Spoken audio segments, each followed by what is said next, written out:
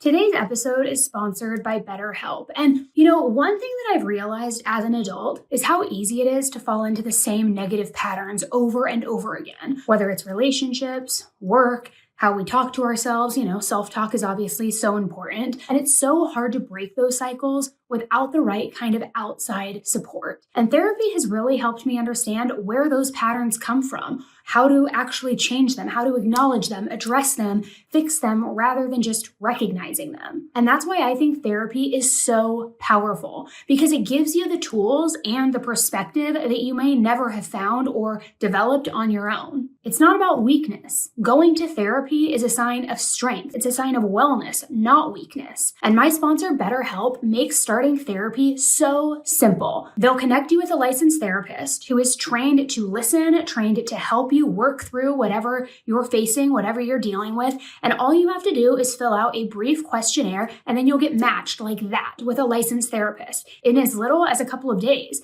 And get this, you can also switch anytime with no extra cost if for some reason that therapist isn't the right fit for you. BetterHelp even accepts both HSA and FSA cards, making it easier than ever to prioritize your mental health. So go to betterhelp.com/10tolife or click the link in the description and get 10% off your first month. Again, that is betterhelp.com/10tolife.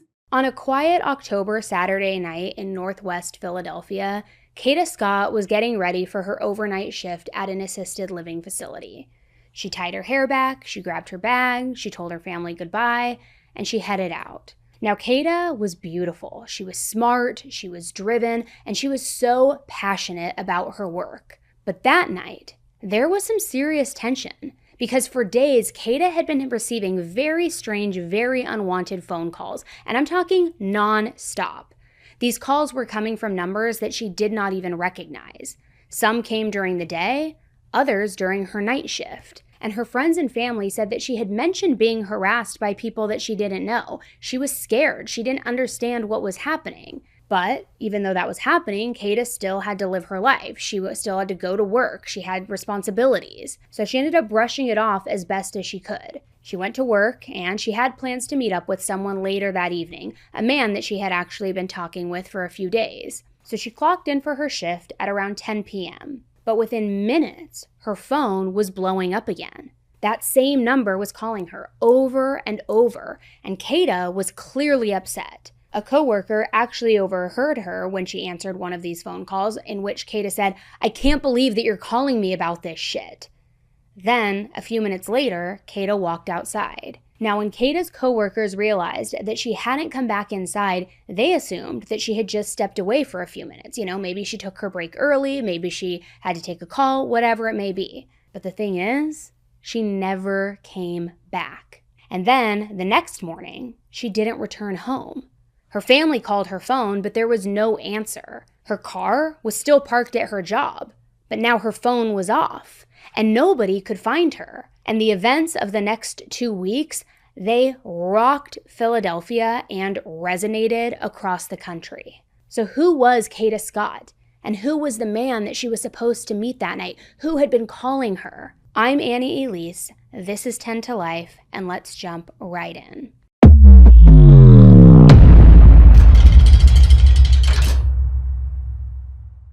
Kada Scott was 23 years old, born and raised in Philadelphia. She had recently graduated from Penn State, and she was working in healthcare, caring for elderly adults. And her coworkers have all said that she was very patient, very kind, very ambitious. And recently, she had even started entering beauty pageants, something that she had always dreamed of doing, just super ambitious and putting herself out there. She was also very close with her family. They meant everything to her.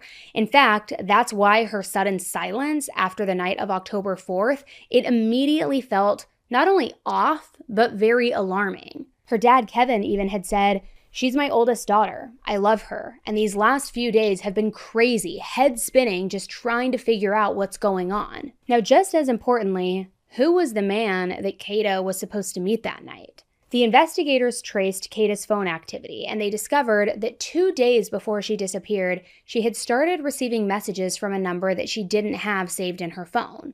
And when she asked this person, who is this? The person replied, "It's Kel." Now, Kel was later identified as Keon King, a 21-year-old from Delaware. And a lot of you have been asking me about this case, asking me to cover it, what my thoughts are on it, and here's the thing. This case is still unfolding. When police first started investigating, they didn't know how or when Kada and Keon first met. There was no clear link between the two of them, no mutual friends, no prior work connections, but cell phone records showed that from October 2nd to October 4th, they exchanged many text messages and many phone calls. And on the night that Kada vanished, Keon was the one who was calling her. In fact, he had called her over a dozen times in less than 30 minutes. And let's get into the exact details because they are very important. At 10:09 p.m. on Saturday, October 4th, after already receiving over 10 phone calls, Kada texted him, "Call me when you're here." Then, 3 minutes later, her phone rang. Then, as we know now, Kada answered that call, she went outside, and she never returned. But there's more to it. An arrest affidavit later revealed that just before this exchange, Kada had texted Keon saying, "Kidnap me again," which Keon replied, "Better be up too," which investigators believed that Kada had meant it as some sort of slang, almost like a casual way of saying that she didn't want to be at work that night, so come kidnap me from my shift, not quite really realizing how chilling those words would sound in hindsight. Because as it would turn out, the last trace of Kada that night ended up being on surveillance footage from right outside of her job at that assisted living facility in Chestnut Hill, Philadelphia. And in this footage, Kada is seen walking across the parking lot toward a dark-colored vehicle. Police would later identify that car as a black 2008 Hyundai Accent. And get this, it was a vehicle that had been reported stolen less than 24 hours earlier, which that I will come back to in just a moment here. So when Kada's family reported her missing, the investigators immediately pulled her phone records and the surveillance footage, also any digital data that they could get their hands on. And they noticed that very quickly one name kept appearing, Keon King. Now at first, Kada's case was treated as a missing person investigation, but within days, the evidence started pointing to something far, far darker. Less than an hour after Kada's disappearance, surveillance cameras captured a car pull into the parking lot at the Aubrey Recreation Center, a very big park about 10 minutes from where that assisted living facility was. And it was the same dark-colored car that Kada was seen in the footage walking toward that evening that she went missing. Then, the next night, on October 5th, it returned again. Only this time, there was a second vehicle, a gold 1999 Toyota Camry, and that Camry was later confirmed to be registered to Keon King. Then, at 11:39 p.m. that night, on October 5th, the night after Kada went missing, 3 people were seen walking from the 2 cars, and they were walking toward Ada Lewis Middle School, an abandoned school right there next to the rec center. A few hours later, 2 of the people came back to the cars, and when they did, they opened up the passenger door. They were then seen carrying what police described as, quote, a heavy object consistent with a human body. They carried it directly back towards the school grounds. Then, at 2:48 a.m., about 3 hours after they first arrived, all 3 people were seen getting back into those 2 cars and just driving off. Later that day, police received a tip about the whereabouts of that dark-colored car. I mean, remember, it had been reported stolen just a few days before, and people were on the lookout for it. And when the investigators arrived at the location from that tip, get this, the car had been burned, towed, compacted, and was just sitting there in a junkyard. So here's where things kind of stand in the timeline at this point, because I know I threw a lot at you just now. By October 9th, 5 days after Kada went missing, investigators had obtained a search warrant for Keon's home on Belmar Terrace in southwest Philadelphia. And after this search, they took multiple phones, a tablet, contractor bags, latex gloves, a hammer, and 9mm ammunition. Meanwhile, Kada's family had launched a GoFundMe and organized their own searches. They were desperate to bring Kada home. They were looking for her every single day, just restless, refusing to give up. But the leads, everything they were finding out, everything kept pointing back to Keon. So on October 10th, police went out to search the area near that middle school, the abandoned school that they had seen these two cars pull up to. They also had cell phone data showing that Kada's phone had been close by, right before it suddenly then just went dark and shut off, so it felt like it was the right place to look. But after combing through the area looking for any sign of Kada, there was nothing. No trace of her, no evidence to explain that last cell phone ping. But then, a few days later, out of seemingly nowhere, there was a huge development. Keon turned himself into the police station in relation to that stolen car and in relation to Kada's disappearance.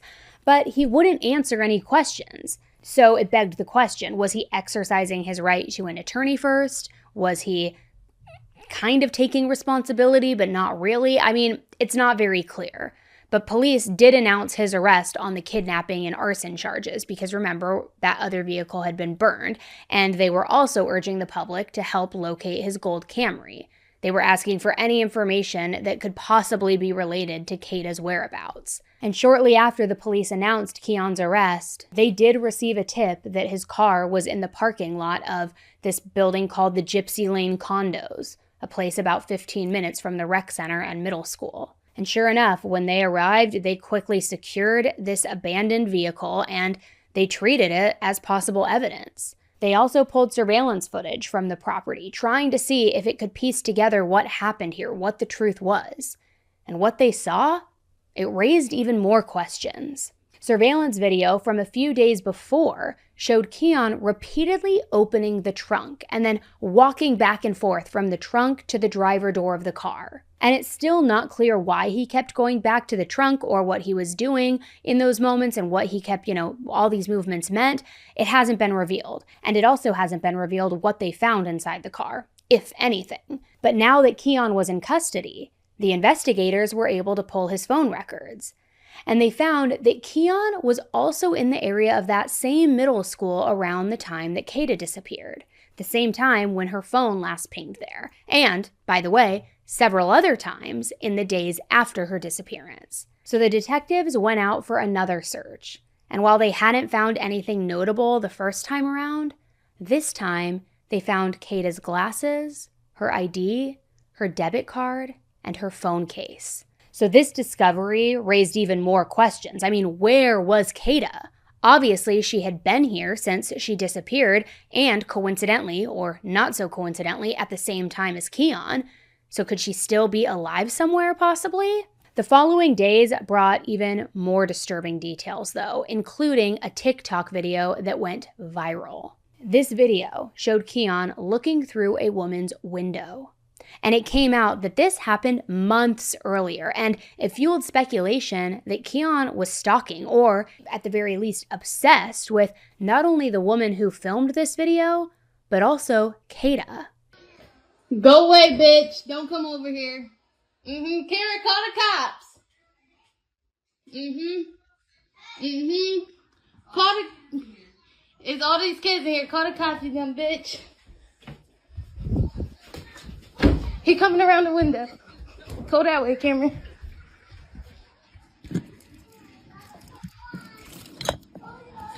Yeah, bitch, go away. Bye. Go away. Bye. Yep, bye. Bye. Keon out here. Now, at this point, police believed that this was no longer a simple disappearance, and they started calling it a kidnapping investigation. And yet, what happened to Kada after that night and who else might have been involved?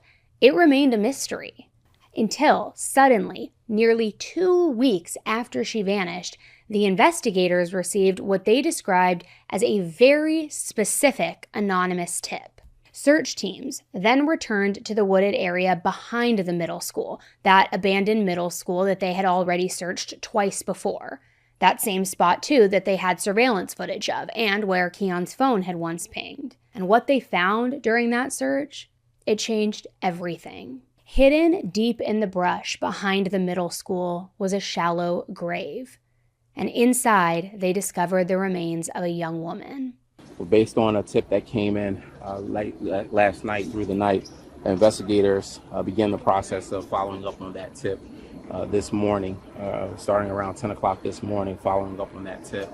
And the tip was very specific that led us back to this location here today, which you all know we were out here earlier in the week doing a little bit of a search. And so based on the investigative information, based on the investigation and what they were following up on that tip today, led us back to this area behind the school, where it's a wooded area. I don't know if any of you have been back there, but it's a wooded area that goes beyond the school. And so we begin to go back into that area where we will locate a shallow grave after being able to remove some of the debris back there, able to locate the body of a human being. All indications at this point is that it's a female. We are not going to confirm at this point that it is Miss Kada Scott, because that has to be done by the medical examiner's office. But we have been in communication with her family as to this process and the fact that we have recovered a human being. The grave was only a few hundred feet from where cameras had recorded those people carrying an object in the middle of the night just a few days earlier. And that object, remember, the one that the police had described as being consistent with a human body. So within hours, the area was completely taped off with crime scene tape. Forensic teams worked all through the day, carefully collecting evidence, and DNA testing was also immediately ordered. And by the next day, the detectives had received confirmation. The remains belonged to Kada Scott. Now, for her family, this news was devastating. They had spent nearly 2 weeks searching, praying, and hoping for a different outcome. And now their search had come to an end, a devastating end. On October 22nd, the medical examiner officially ruled Kada's death as a homicide, and they determined that she had died from a gunshot wound to the head. Following that announcement, prosecutors upgraded the charges against Keon King, adding murder, abuse of a corpse, tampering with evidence, and conspiracy. Authorities also revealed that they believed others may have been involved, but they didn't identify who those individuals were or what roles they may have played in all of this. But it was also confirmed that that 2008 Hyundai Accent, that car, the one that had been burned and taken to that junkyard, the same one that had been seen on all of that surveillance footage, it was directly connected to the case. The discovery of Kada's body transformed what had been a missing persons case into a full-scale murder investigation, and it left an entire community in grief and just disbelief. And in the days that followed, just beyond the gates of this abandoned middle school where Kada had been found, hundreds of people gathered to remember her. It was quiet, it was somber, and it was just completely filled with love. Family, friends, neighbors, heck, even complete strangers, they all came together for this community vigil and for a balloon release. They stood there together in this schoolyard, just holding bouquets of flowers, posters, pictures of Kada, and dozens of white balloons, the color that was chosen to honor her life because, according to friends and family, she was an angel. The crowd also shared stories about her, about how she had been kind, driven, and just full of life, and many people spoke about how her story had touched them, even if they didn't know her personally. One woman even said, "That is now our angel. We want the world to know we aren't going to forget Kada Scott. Kada did everything that she was supposed to do as a young woman, but someone decided that she shouldn't live." Now, when it was time, the group counted down together, and then one by one, these white balloons just lifted into the sky, just rising above the trees, over the school, and that same place where her story had tragically come to an end. It was heartbreaking, but it also was very moving and very powerful because the community really stood together, refusing to let Kada's light fade away and promising that Kada would never be forgotten. Carrie Green remembers the first day she met Kada Scott. Kada Scott! She is one of the many heartbroken Philadelphians who gathered this afternoon for a candlelight vigil to remember the young woman. Scott's body was found over the weekend near a vacant middle school in Germantown after her disappearance on October 4th. We pray and lift before you. Dozens of people gathered to pray, place candles, flowers, and gifts, including her Aunt Donna. Thank you for not giving up. And even though this is the worst thing that we could have possibly hoped for, we were able to get our baby back. So that's what we're most grateful for. Now, as the case moved forward, investigators continued looking into Keon's background, and when they did that, they discovered some very disturbing pieces of information. In January of 2025, just months before Kada's disappearance and ultimate murder, Keon had been accused of kidnapping and assaulting another woman. He had broken into her home in November to try to strangle her. He was taken into custody that December, but he had posted bail and was released. Then he came back to her house, this time with a gun, in January so that he could kidnap her and assault her again. So because of that, another warrant was issued for his arrest. But get this, he appeared in court 2 times right afterwards, both times for the strangulation incident, and both times he walked right back out because nobody realized that he was also wanted for the kidnapping, which he could have been taken into custody at any time, or at the very least had his bail increased to keep him in jail. Then in February, the charges from that first incident were dropped, and that was after the victim failed to appear in court. And even though there was video of this attack, Keon wasn't charged for the kidnapping incident, not until April when he once again randomly turned himself in and then posted bail again. Which, what's with this guy and turning himself in? It's like, maybe if you feel like you have to keep turning yourself in, don't do anything to have to turn yourself in over, right? Sure enough, the next month, the victim didn't show up at the hearing, so the kidnapping charges were also dropped. So now, the detectives are reopening that original case in light of Kada's disappearance and murder. But it all points to a very deeply troubling picture, a pattern that might have gone unnoticed and mishandled until it was too late. The rest of the details, of course, will come out in court, but the details that we do know, they paint a very haunting picture. Kada's family is continuing to fight for justice and for every answer about what happened in the final hours of her life. What was the motivation here? Was it a thrill kill? Had he been stalking and always wanted to kill some random woman? Like, what was going on here? And Kada, she was a caregiver. She was a dreamer. She was someone who spent her life helping others, never imagining that danger was literally waiting for her outside her workplace that night. It's awful to think about and so scary to think about. So we are following this one closely. I will certainly keep you updated as we learn more because I imagine too, the other 2 people who are on that footage, where are they in all of this? Why haven't they been arrested? Will Keon flip on them? What's going on here? Was this all a group thrill? Like, what's happening? So I'm going to follow this one very closely, and I want to thank you for watching because I know that this case was certainly a heavy one to discuss, but I also want to hear your thoughts. Have you heard any other information about this case? I wanted to keep it very much like fact versus speculation, but let me know in the comments what you've heard or what you think. Also, take a quick second, subscribe if you haven't already so that you don't miss any future episodes, and give this video a quick like or share it with a friend who has been following this case or who is into true crime as well. All right, guys, thank you so much for tuning in to another episode, and until the next one, stay safe.